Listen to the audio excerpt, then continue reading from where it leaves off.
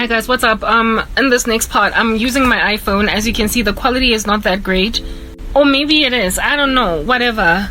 Look, I don't care. I lost content. I lost like 15 minutes worth of footage as I was talking. Thank God I keep saving. But my phones are really gonna start to become the bane of my existence, y'all. And it's not even my phones. Like, it's just a one phone. But I need the iPhone to record. But anyway, in the last part, at least I was not rambling much about an essential matter. Most of the important stuff I've already kind of spoken about. But I am kind of bummed about losing content. But just to give you a snippet of what it is that I was saying then, already it's almost time for me to exercise. So I really cannot just keep rapping and rapping and rapping. This phone in Zedima. I was basically saying that money, right? Money is what it is that the occult is trying to draw me using.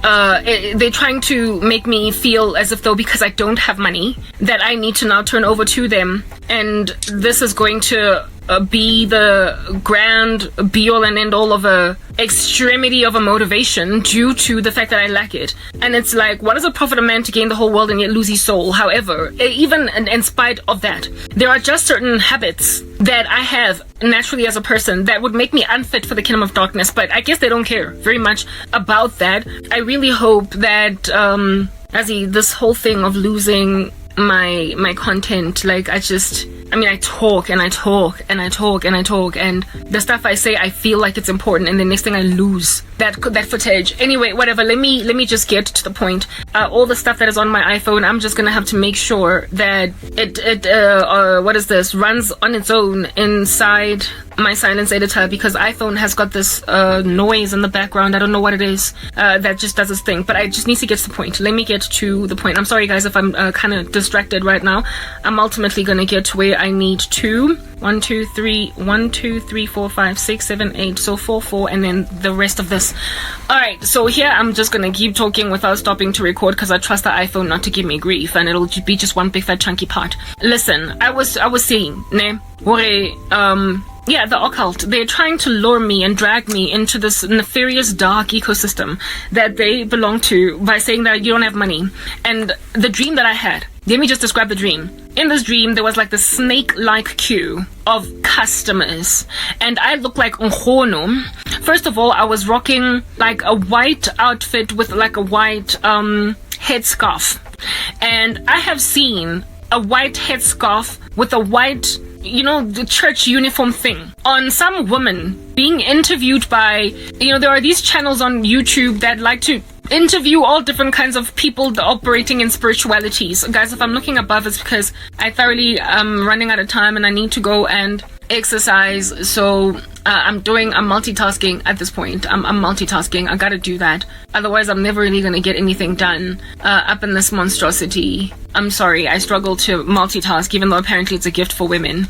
Anyway, whatever. Yeah, I've seen on some YouTube channel this one witch doctor. She was operating in marine spirits. She called herself a marine goddess or something, or operating in the marine kingdom.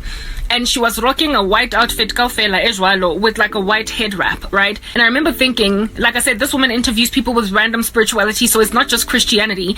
And I was just disgusted by this woman. I didn't even listen to the rest of her interview, but she was trying to justify Kingdom of Darkness work and herself as one that is actually a pure spirit that is helping people along, when she's just deceiving the world and likely also doing some pretty evil rituals that she would never confess. Because that's always the thing about witches. They never confess about the evil that they do on behalf of people. They only speak about all the what they call good curses. In other words, I'm just helping a person get a job. I'm just helping a person start a business. I'm just helping a mother get a baby. They don't ever talk about the korobela side of forcing men to be with women and women with men. They never talk about the side that involves the theft of things, of prosperity from people, hexing human beings, making sure they don't get ahead. They never talk about that. They speak about how they are good witches and they don't harm people. Whatever. Shut up. It's the same spirit.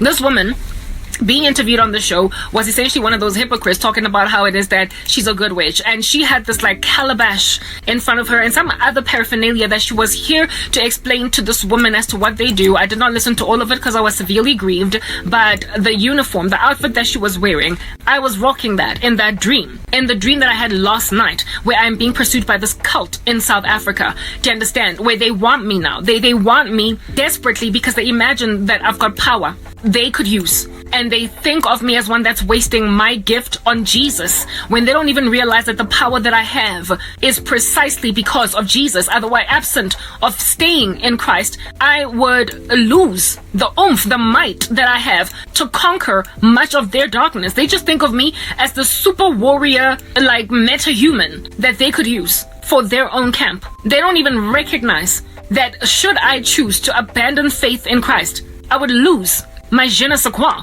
The thing that makes them long for me so much, I would lose it. The thing that gives me so much ability to conquer even them, knock them to the ground. They think I'm a nice little weapon for them, when I would lose power if I gave my life over to the occult. Abaiboni diding. Blind, they are blind. Anyway, whatever. I would never ever lose my salvation, because that's not even a possibility. I don't believe that even in the slightest. But in the unlikely, or in the impossible event that such a scenario should ensue, one must understand that the moment you would then gravitate away from Jesus is the exact same time that you also lose the power that you have in him. We are seated in heavenly places with the man Christ Jesus. So the occult salivates, or they covet, they lust after the power of Christians by the Holy Spirit, because they thoroughly think that it is usurpable by the kingdom of darkness, when we are given this power precisely because of our allegiance to Jesus. So I would be a car that doesn't start if I suddenly turned sangoma. That's what you must understand.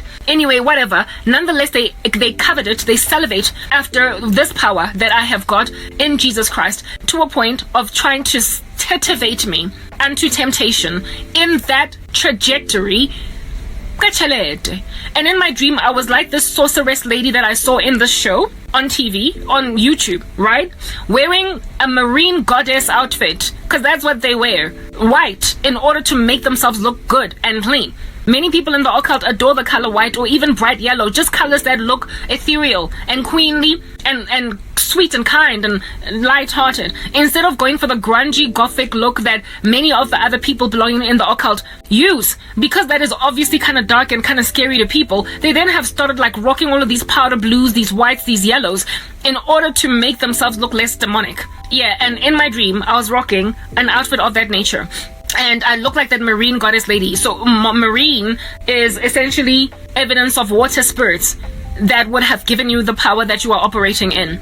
Now, in African spirituality, in black culture, that's a whole problem. How it is that our Sango must get initiated is by marine spirits. It is the core source of their sorcery. Their witchcraft, aquatic more than it is terrestrial. They don't use so much entities that are from the ground, the earth. They are all over the show, these entities, but they rather use the ones that rather originate largely from the water.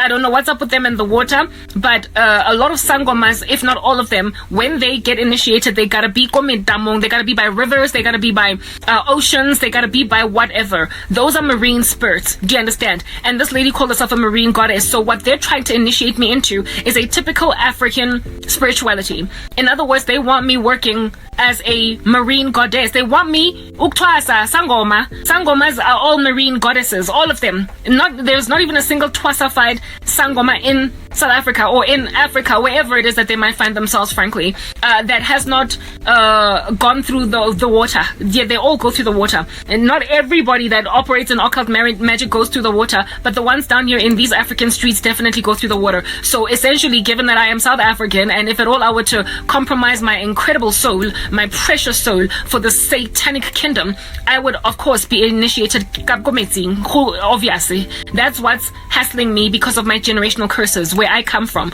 I would inevitably go through water rituals. Now that we've put that out there, let us then go on right ahead to communicate the rest of the dream. I was rocking that goddess marine lady outfit, and outside of and I was on the floor on some kind of a straw mat, right? So what's up with the floor? Anyway, whatever.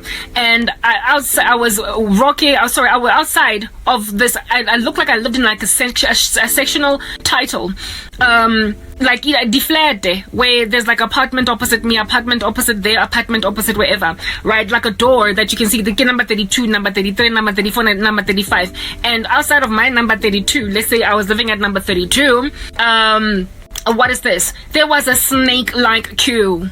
Oh, like a snake-like queue. Like, guys, I could not see where it ended, of customers, clients. And among the people in the snake-like queue, believe it or not, were some YouTubers that I sometimes watch that are secular, right? There was no one there that was a Christian YouTuber that I could see in my dream, but a lot of the secular YouTubers that do like fitness or just little comedy skits and whatnot, covers for music, some of them were in this queue coming to get powers. Yes, I wagged my head when I woke up in the morning because I was like, yes, like that was God showing me how many people are involved in the occult just to get ahead, how many people just to get their powers, just to get, not powers, sorry, but YouTube channels to grow, just to get their salons to boom as stylists. How many of them are prepared to sell their souls to Satan just so they can get 500,000 subscribers, just so they can get themselves to grow? Because initially when they started out, they got nowhere. They tried to use their what do you call this? They tried to use their talents, to just raw talent and to get ahead. But unfortunately for them, they found themselves in such a bad bunch and an uncomfortable rut that they ended up having to forcibly now test out demons and stuff in order to get ahead. I felt kind of sorry for them, really, because the world has been so badly deceived by the love of money. And indeed, it is written in God's word that in the last days, men will, like, perilous times will come. Men will be lovers of themselves, lovers of money, boastful, proud, disobedient to parents, and unthankful, unholy, etc. And this moral turpitude, is really just in getting ahead, like anything to push yourself along to the point of the expense even of your soul, you guys. Like, yeah, anyway, so some of my customers were some of the YouTubers that I watch the content of, just to basically light-hearted content that distracts me from all the sorrow that I feel. I watch it therefore, even if it's secular, like little comedy skits. I told you guys that. And they were in my queue trying to grow their YouTube channels. I was like, wow, okay, yeah. Nonetheless, that was a portion that God was showing me, but also what was important to gauge was that there was a long queue, and I was living in an apartment where outside of it there were all these people coming to see me to get what needs to be done, type establishment thing. And among them was some of the most prolific YouTubers with big channels coming to me, evidencing therefore the kind of money that I would be making. And this apparently was a lure for me, like something that could work, something that could cause a woman that is suffering a lot of poverty to then all of a sudden down tools and join. And then upon looking in the ecosystem around, it is that I was doing this, evidenced therefore then why it is that I would never go out like that. Like, nothing can ever lure me to the kingdom of darkness, and this is why. This is what I lost in my last footage. Let me just save this, even though I said I wouldn't save. Anyway, what's up? I'm glad for the iPhone because it's a lot more reliable and it also doesn't heat up. Anyway, whatever. So let's finish this because now it's like 19:49 and I gotta be working out by at least 8:30. So let's just finish this thing real quick. Okay, yeah, okay. First and foremost, Kingdom of Darkness. You're trying to recruit me. The responsible entity or the responsible body that is trying to bring me into the Kingdom of Darkness so that I can join them is from South Africa. They feel like I'm a waste for Jesus. Do you, gangsters? Like, do you? Okay. But as for me and my house, we will serve the Lord. But allow me to demotivate you from even trying. So you can understand me and my character, my personality. The devil has a thing about changing people's personalities. And I'm not interested in that being a thing because I'm so vibrant, I'm lovely. So no thank you. But over and above it, there are just basic things that I've always rolled around in from the time I was a child that are just so unyielding and unchanging that it would be a turn off for me to merely even just so much as consider the Kingdom of Darkness. First and foremost, food. Alright? Yeah. Allow me to let you guys know, I don't like oats. Oats. You know jungle oats? Yeah. The reason I don't like jungle oats is because it's, that would be oatmeal. Cooked oatmeal. It's soggy. It's soggy. I've always imagined it ever since I was a kid. Like it was, what do you call the snot? Mamina. And in my mouth, it always felt like, this thing should not be swallowed. Because it feels like mucous membranes. It feels like a part of a human body. It feels like something that should not be eaten by human beings. It's slimy. Engathi ngidla into engumuntu ophelele. Like it's like eating mucus. Mucus. Something that comes from inside the body. of a living being. So that's why I don't like oats, because it feels that way in my mouth. So I always avoid it. My mom and my baby sister are massive fans of jungle oats. I'm the only one that don't touch it. I only eat muesli because they've made it hard and crunchy, so I can take that version of oatmeal versus the slimy kind, because I have a thing about the slime in my mouth. Also, tomato. Have you ever put a tomato in a sandwich and eaten it like 2-3 hours later? You know how it makes your bread soggy? Yeah, I learned that the hard way once upon a time in corporate South Africa when I had taken for myself lunch. It was a cheese and tomato sami, and I told myself I'm gonna eat it at like 1 p.m. or whatever because it was lunch. I packed it. I tried to eat it anyway because I was hungry and I didn't want to spend my own salary. It was back before I started making some real money where you could afford to buy canteen food. At the time, I think I was working at like a call center, and really, ain't nobody trying to buy a chicken mayo sandwich in the canteen. Everybody broke at that stage, and I tried to eat my food anyway because I was starving. And guys, I nearly vomited right there at my desk, to a point where I had to bring like bin yakom sebetzing to my mouth to vomit because I got so grossed out by trying to finish eating a soggy sandwich that I nearly vomited. Again, therein lies the sog. Okay, like I have a thing about soggy food in my mouth. I can't. I literally cannot take anything that's kind of moist and soggy and gooey in my mouth. Occult people, you are always eating dead things. You're always eating flesh. You're always eating uncooked flesh. Nochal. I have a thing as well, like you could never, eggs. Let's talk about eggs. That's another thing that I spoke about that I lost the footage of. Eggs. I can eat eggs, but I really struggle with eggs because when I think about eggs, I think this is something that has got a sperm in it and like a whole yolk. The concept of it grosses me out. So I gotta like have like a mental block when I'm eating eggs. Still to this day, eggs are not my favorite because I sometimes eat eggs due to them being recommended to me in some health channel for protein, but they gross me out because of the fact that there's literally a sperm and an egg in there. I struggle because who wants to eat sperm? Occult people take pride in eating such things.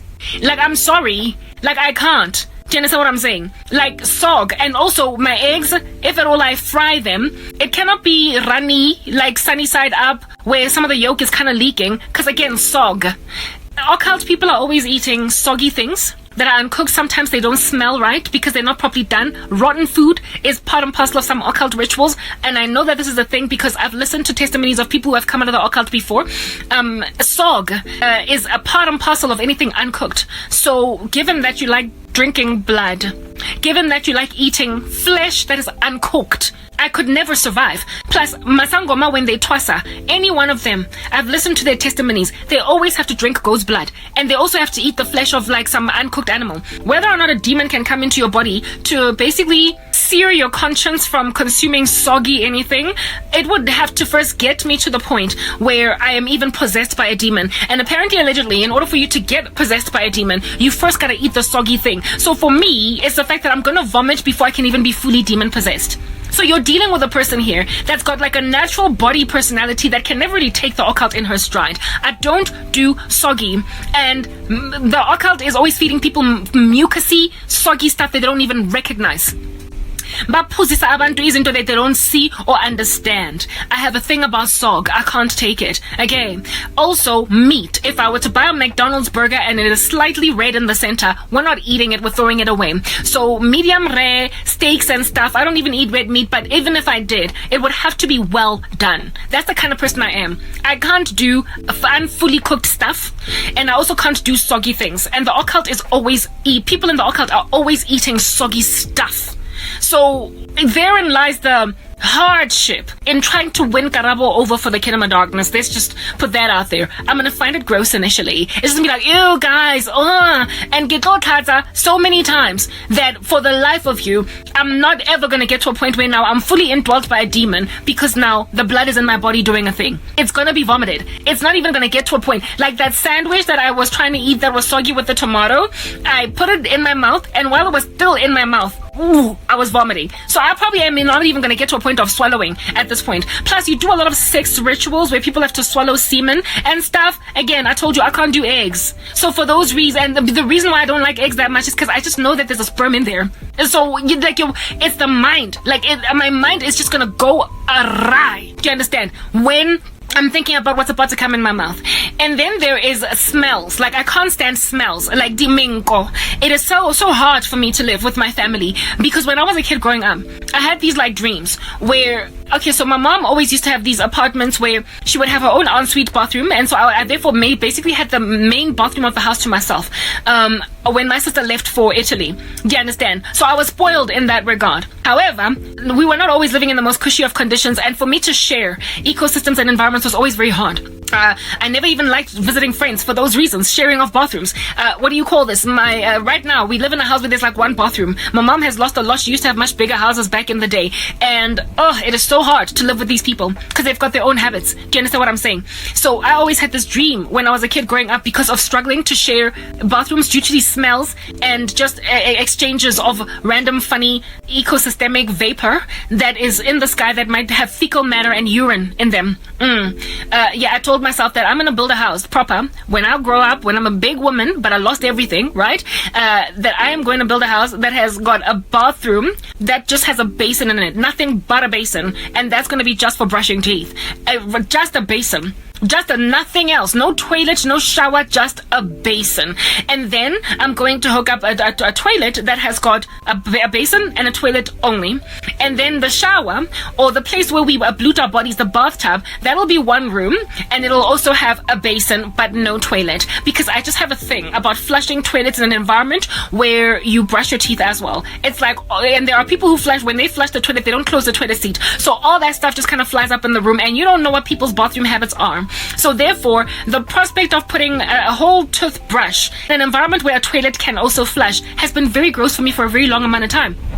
To a point where today my own, what do they call this, a toothbrush is separate from everybody else's. I put it in the bathroom, in the kitchen with my cinnamon and everything, and I don't leave it in the little cup where they all put their toothbrushes because I find it disgusting. One, I feel as if all the stuff that is flushing in the toilet can land on those toothbrushes that you put in your mouth, and secondly, after you're using the bathroom, you wash your hands and all that water sprays up and can land on the toothbrushes. So I don't get that whole thing. If I was living by myself, I would be prepared that should be where my toothbrush is at, and even then it would be quite at a distance from the basin. I wouldn't put it by the basin because of the prospect of washing my hands and that water spraying up before the hands are clean enough to have removed all traces of urine and off my hands, and then landing on my toothbrush. Like the other day, I spoke about how it is that I was brushing my teeth and I then, spat out the foam into the sink, rinsed it, and when I came back up, since I wear these high doogies in the morning, one of the toothbrushes of my family members hooked onto my doogie and fell into the sink while I was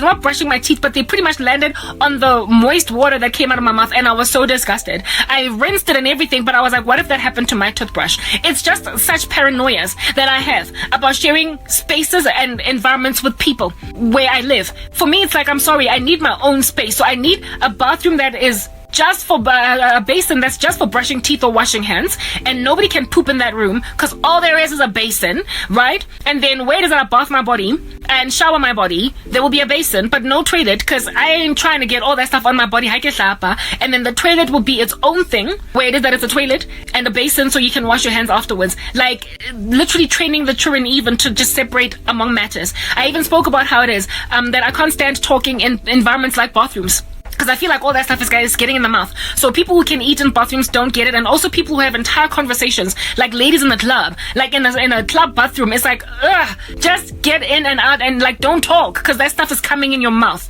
That's because of sense. I have a thing about minko, I have a thing about extreme hygiene, and I also have a thing about random pathogens from some strange place landing on places that are going to go in my mouth. Now, people in the occult lack hygiene in the worst way. It is the worst. First of all, when I something, there was this one sangoma that came to bless my mother's house back in the day, and he smelled so bad, and the things that the stuff that he was spraying in the house also smelled so bad. Everything just smelled, and even after he left, it just smelled. Long story short, what they do smells. There is no quarters of a sangoma that does not smell, because of all the herbs they use, the combination of things, and minko, you don't understand what's going on over there. Minko would turn me off the craft. I have a thing about smells. I also cannot open my mouth in a bathroom because of the potential for smells and also what could be landing in my mouth. So therefore, how in the world am I going to keep on talking to people in a hut that smells like this when I can't talk in an environment where it smells? So I'm basically going to be a fruitless sangoma because I'm not talking to my clients because it's stank up in here of all of the things I'm burning. No thank you. Then there's the moist water in this country. The moist feet. In this nation, white people walk around all over the show barefoot, and I don't get it. Like, you be finding a white person in the mall. I don't understand it, right? I've never understood that whole culture because I just always had a thing about dirt underneath the feet and also moist dirt underneath the feet. In order to be a sangoma, you gotta go damp areas underneath the feet are gross to me, to a point where I never really liked swimming. I never really liked showering at the gym. I don't even like being barefoot in the bathroom, unless there should be water puddles on the floor. I cannot stand dampness under my feet. It grosses me out. To Twasa, y'all gotta be barefoot and everything. Y'all gotta get and everything on the floor. And y'all gotta be in damp, swampy environments where you could catch cholera from some, E. coli in the water because of literally continually abluting yourselves in some still damn water that could give you a proper whole lethal disease. Like, that's what's going on. Like, be out here catching malaria because we're not Twasa. I'm not doing it. There are so many practices involved in this dark satanic thing that are just against the general je ne sais quoi of the hygiene standards that I've got, that I'm not a good candidate for Isangoma. I'm just putting it out there. I would gag at all the stuff I have to eat just to twasa or just to be strong because it's too mushy. And it's also, I would also gag at the blood because I can't even eat meat that is not properly cooked. I also would gag and want to vomit when I have to set foot on wet floors because all of the stuff that you do is marine spirity type establishment thing. I would gross out. I would spaz with disgust in my bones. It would never work for me. Plus, the way it stank, I would also just constantly be like, Justin Jeffela ukube isangoma, I'm sorry, it's against my character, angwas. I can't. So if you don't ngoma, it's more fit and proper. The most prosperity you will gain out of calling these people would likely be for people who have already lived in so much poverty that they've gotten used to being in dirty environments. But I'm not that girl. Right now, I'm really struggling, suffering, living in this little shack that I can't clean well enough. But my general ecosystemic environment all throughout my life has been mostly clean. And still to this day, I gross out at certain things, and that's never going to change. So it's going to be a tough sell for you guys to bring me into the kingdom of darkness, guys. I promise you it's going to be a violently tough sell because it's not my kind of je ne sais quoi. It's not the thing I do. However, granted that this is the general thing that you're into doing, allow me to then also communicate to you that over and above just being grossed out and gagging, I also don't want to go to hell. Yeah, I also don't want to go to hell. So hellfire next to damp feet, total turn off. Total turn off. So, I mean, what does it profit a man to gain the whole world and yet lose his soul? You can never win me for the kingdom of darkness. What work Christ has begun in me, he will finish it.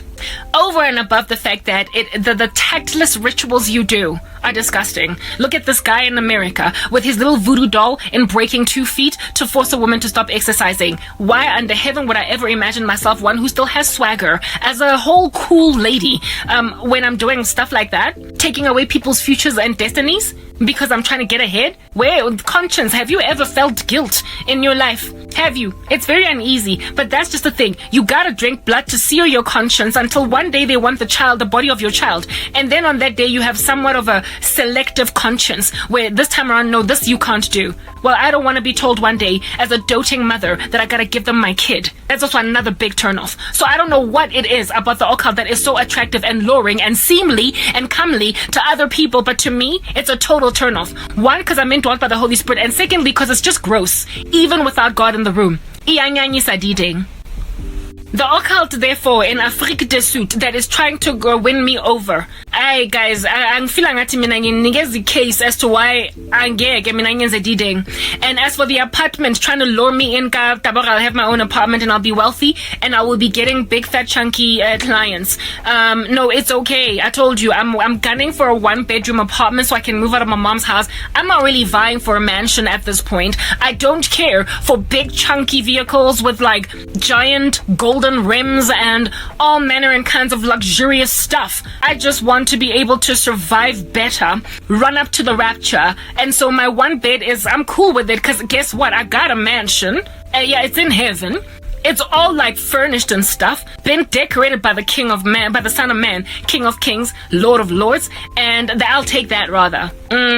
I don't want your little apartment outside of which I've got a whole bunch of irresponsible souls queuing to destroy the lives of others that they might get ahead. That's not really seemly to me. There is nothing about it that is attractive or luring, given that which I stand to lose is literally a whole chunky mansion in an eternal plane where I cannot have anybody burn it, or bring it to the ground, or steal it because they're a witch, a stronger little Satanist, a viper of sorts, a brood of vipers. I can't.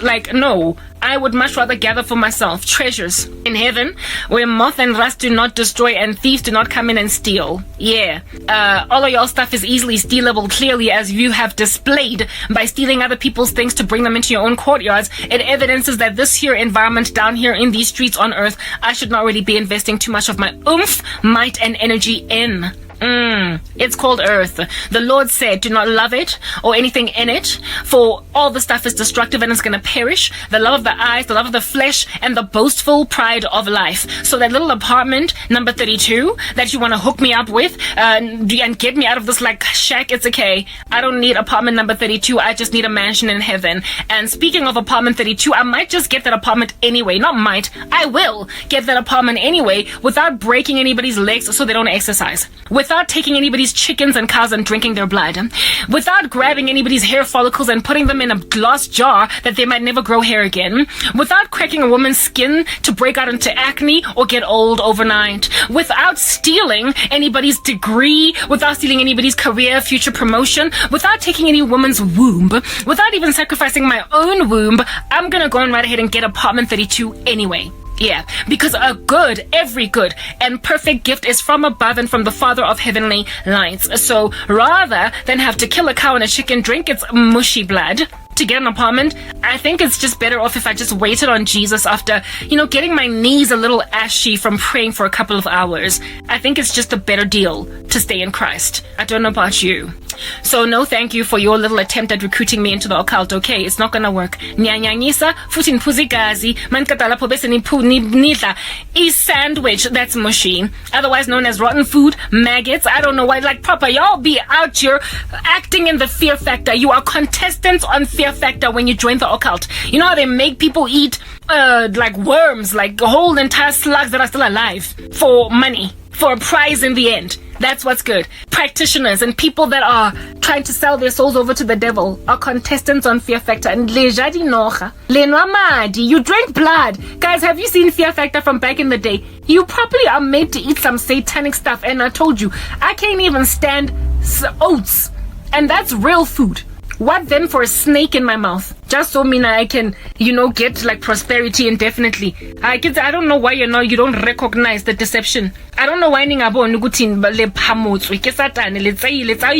you've been grabbed. You've been snatched and grabbed like a purse. Oh, William Nicole. That's what's good. It's alright, ne? Ke grande.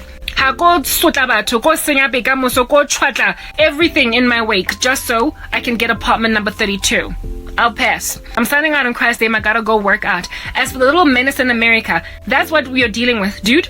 These little randos in South Africa, they're gonna kill you. And these little randoms in South Africa are trying to get me to join the occult so I can bust a cap in your knee personally. But I'm not interested. They're gonna bust a cap in your knee themselves and then come back and say, but Karabo, we want you. That's also another thing, one last thing that I want to highlight over here. These little randos in South Africa, random ugly rando in America, understand they're gonna kill you because they want me more for them. Now they're changing their mind about me dying. They are now desirous that I should rather be won over for the kingdom of darkness because they think I'm a gem. They think I'm like a meta-human that they need to win over for rather the dark side. They don't recognize my power from being from Jesus, and so therefore essentially ineffective in the occult. But with them believing that I've got all this power, they're gonna increasingly, as time progresses, long that I should rather join them instead of die, because I'm that valuable. The amount of information I have is going to be so valuable that they're going to want to rather recruit me.